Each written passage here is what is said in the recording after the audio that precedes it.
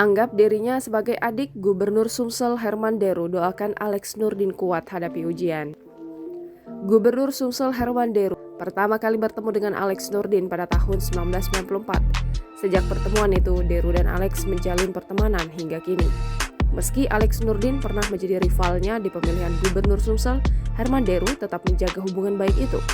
Alex Nurdin adalah Gubernur Sumatera Selatan selama 2 periode, dari 2008 hingga 2013 dan 2013 hingga 2018. Setelah itu, Gubernur Sumsel dijabat oleh Herman Deru.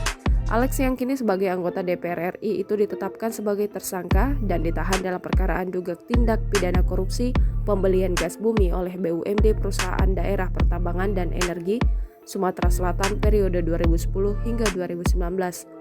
Mendapat kabar Alex jadi tersangka dan ditahan, Herman Deru merasa prihatin.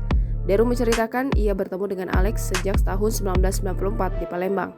Bahkan, menurutnya ia banyak dinasehati Alex. Menurut Deru, kejadian ini mungkin menjadi suatu musibah atau ujian untuk Alex. Sebagai adiknya, Deru mendoakan agar Alex kuat tabah menghadapi kondisi ini. Jangan lupa subscribe, share, komen, dan like ya!